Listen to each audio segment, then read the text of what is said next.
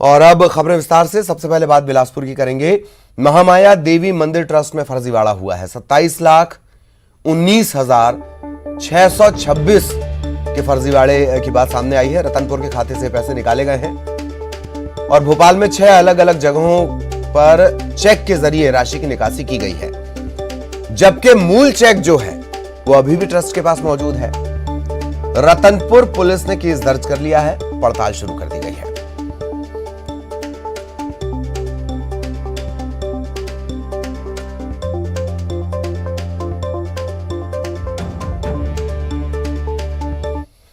खबर रायपुर से। पीएससी के खिलाफ बीजेपी आज से आंदोलन करने जा रही है। बीजेवाईएम भारतीय जनता युवा मोर्चा ये आज से हस्ताक्षर अभियान चलाएंगे।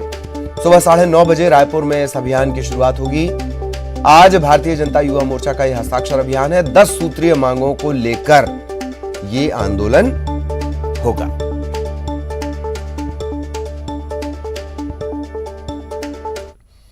राजधानी रायपुर में खेले जा रहे रोड सेफ्टी वर्ल्ड सीरीज का दूसरा सेमीफाइनल मैच श्रीलंका लीजेंड्स बनाम साउथ अफ्रीका लीजेंड्स के बीच खेला जाएगा। दोनों टीमों के बीच इस मुकाबले के बाद तय होगा कि फाइनल में कौन सी टीम इंडिया के साथ भिड़ेगी। इस मैच की विजेता टीम का मुकाबला 21 मार्च को फाइनल में इंडिया लीजेंड्स के साथ होगा। गौरतलब है कि इंडिया ने वेस्टइंडीज को पहले सेमीफाइनल मुकाबले में मात दी थी और इंडिया की टीम पहले ही फाइनल में जगह बना चुकी है।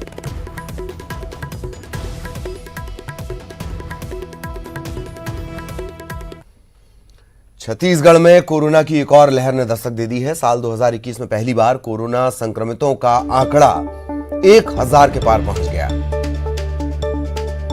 पिछले 24 घंटे में प्रदेश भर में कोरोना के 1066 नए मरीज मिले हैं। वहीं रायपुर में एक बार फिर नए संक्रमित मरीजों का आंकड़ा 300 के पार पहुंच गया। गुरुवार को राजधानी में 310 नए मामलों की पुष्टि हुई, जबकि दुर्ग में 281 नए मरीज, बिलासपुर में 77 नए मरीज, सरगुजा में 60, राजनांदगांव में 59, कोरिया में 37 और धमतरी में 33 नए मरीजों की पुष्टि हुई, जबकि पिछले 24 घंटे में 5 लोगों की जान चली गई। इस दौरान सूबे में 286 लोगों ने कोरोना को हराया और स्वस्थ होकर डिस्चार्ज हुए।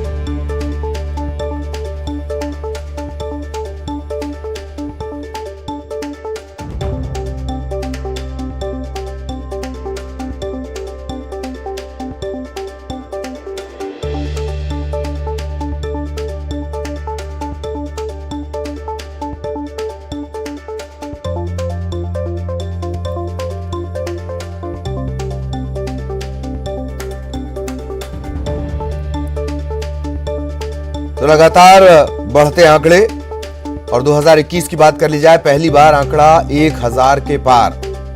सहयोगी अवधेश हमारे साथ जुड़े हुए हैं। अवधेश, आंकड़ा 1000 के पार।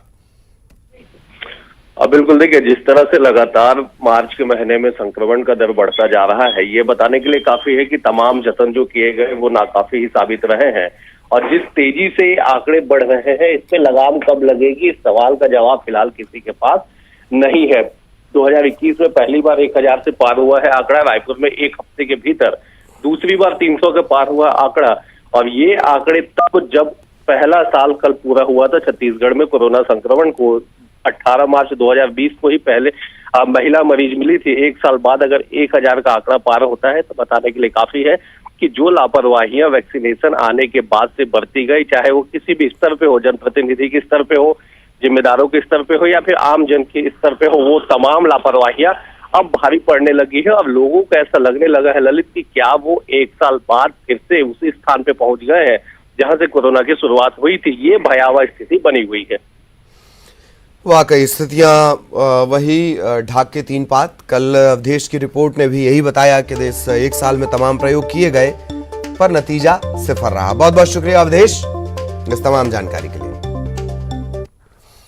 इधर छत्तीसगढ़ में कोरोना संक्रमण के 1 साल पूरे होने पर स्वास्थ्य मंत्री टीएस सिंहदेव ने वीडियो संदेश जारी कर लोगों से सतर्क रहने का आग्रह किया है। साथ ही 1 साल के अनुभवों को साझा करते हुए उन्होंने कहा कि इस 1 साल में 1 से 3,19,000 से भी ज्यादा हो गए और मौजूदा स्थिति खतरनाक दिखाई पड़ रही है। उन्होंने ये भी कहा कि इस एक साल में आर्थिक, सामाजिक, पारिवारिक सभी तरह का नुकसान हुआ, मगर इस एक साल के अनुभव से हम आगे बेहतर काम कर सकते हैं।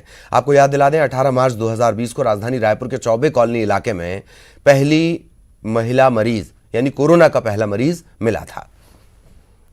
18 मार्च 2020 को छत्तीसगढ़ में कोरोना का पहला प्रकरण जांच में पॉजिटिव पाया गया था और इस एक साल के सफ़र में छत्तीसगढ़ में बहुत कुछ हुआ, नुकसान हुए, हमारे अनेकों नागरिकों की इसमें जान भी गई। 3,915 बल्कि लोगों की मृत्यु इस दरमियान में हुई है और जहां पहला केस 18 मार्च 2020 को आया था सामने, आज 3,19,717 लोग, 3,19,000 करीब 3,20,000 लोग संक्रमित जांच में पाए जा चुके हैं। और छत्तीसगढ़ में कोरोना संक्रमण के बढ़ते प्रकोप के बीच सेस की राशि को लेकर राजनीति तेज हो गई है। पूर्व मंत्री राजेश मूणत ने सरकार से 600 करोड़ रुपए का हिसाब किताब मांगा। मूणत ने कहा कि कोरोना सेस के नाम पर सरकार ने 600 करोड़ रुपए वसूल लिए, लेकिन राशि कहां खर्च की गई इसकी जानकारी नहीं। सरकार को हिसाब देना चाहिए। मूणत के बयान पर पलटवार करते हुए कांग्रेस नेता शैलेश नितिन त्रिवेदी ने कहा कि जो बीजेपी की केंद्र सरकार पीएम केयर फंड के नाम पर सभी से पैसे लेती है, छत्तीसगढ़ के उद्योगों से पैसा लेती है, लेकिन मदद के नाम पर कुछ नहीं करती। बीजेपी के नेता कांग्रेस सरकार से सवाल पूछने से पहले अपने गिरेबान में झांक लें।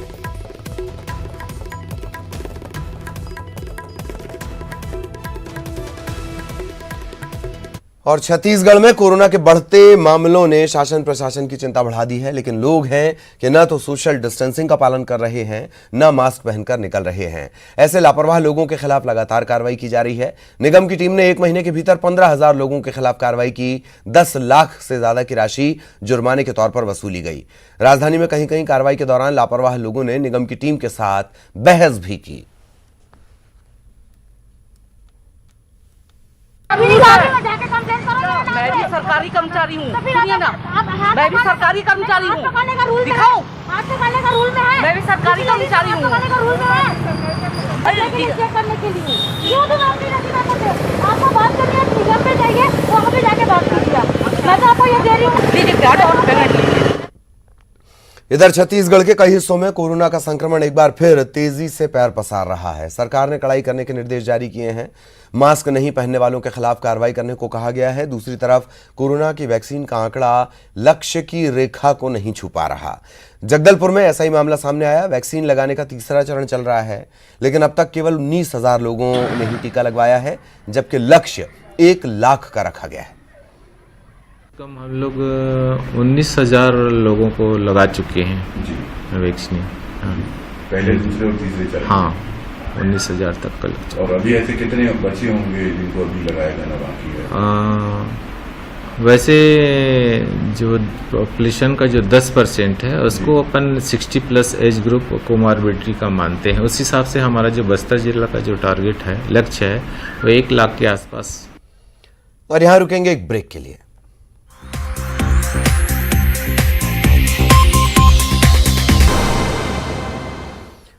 ब्रेक के बाद शिल्प की बात। जिन शिल्पकारों की कला से जिले का नाम देश ही नहीं दुनिया में रोशन हुआ, जिले को शिल्प की नगरी की पहचान मिली, कोंडागांव के वही शिल्पकार इन दिनों बेरोजगार हैं।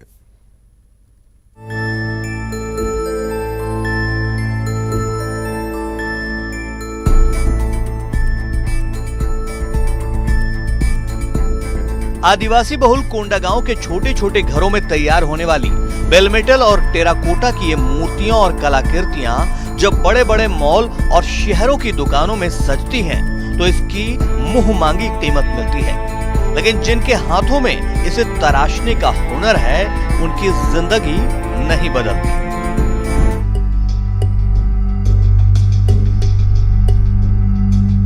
कहने को कोंडागांव की लौह कला यानी टेराकोटा और बेल मेटल की शिल्प कला पूरे विश्व में प्रसिद्ध है, लेकिन दिन भर आग की भट्टियों की तेज आंच से झुलसते हुए जो लोहे को आकार देते हैं, वे शिल्पी आज मजदूरी कर अपने परिवार का पेट भरने को मजबूर हैं। कोरोना काल के चलते बहुत सारे हमारे काम ठप हो चुके हैं। अभी तक कुछ भी काम नहीं मिल रहा है हमें। खेती किसानी, फिर छोटे छोटे रोजमर्रा की जिंदगी में लेबर वाला सड़क वड़क ईंटा मारने जाते हैं, ये सब काम करके अभी जिंदगी चल रही है। यूं तो जिले के शिल्पकारों को बाजार देने और उन्हें आगे बढ़ाने के नाम पर शिल्प नगरी बनी। 1.5 महीने पहले खुद प्रदेश के मुखिया ने इस शिल्प नगरी का उद्घाटन किया। शिल्पियों को उम्मीद थी कि अब उनकी जिंदगी में बदलाव आएगा, लेकिन ये बदलाव तो ऐसा आया जिसने उन्हें उनकी कला से ही दूर कर दिया, क्योंकि कई शिल्पकार तो अपना काम छोड़कर परिवार चलाने के लिए मजबूरी में भजिया तल रहे हैं। कोरोना काल में मेरे को काम नहीं मिल रहा है। शिल्प नगरी भी खुला है तो उसमें भी लाभ नहीं मिल रहा है हम लोगों को। अब कुछ करने का तो उपाय नहीं है। अब हम लोग कुछ नया काम कर रहे हैं, अभी मिक्सचर उचर करके पेट भरने के लिए कहीं बेचने ले जाएंगे, ये सोच के हम लोग का उपाय जो है दिमाग में जो नया आया है वो कर रहे हैं। हालांकि शिल्प नगरी के सहायक प्रबंधक की अलग ही दलील है। शिल्पकारों को खाने के लाले हैं, लेकिन साहब कह रहे हैं कि जब कारीगरों के पास जाते हैं माल ही नहीं मिलता, फिर 5 लाख की कलाकृतियां बिकवाने के लिए खुद की पीठ भी थपथपाते हैं। वहाँ से बस सर मतलब दीपावली के अवसर पे सभी के शिल्पियों का मतलब थोड़ा सामान मतलब ना परचेसिंग कर लो करके बोले थे। तो सर मैं खुद मतलब ना और जितने भी मतलब क्राफ्टमैन की बस्तियां हैं मैं खुद मतलब दौरा किया था और सभी को मैं सूचना दिया था कि आप मतलब अपना सामान लेके आइए, मैं खरीदी करूँगा। और खरीदी हुआ सर करीब 5-6 लाख का सर।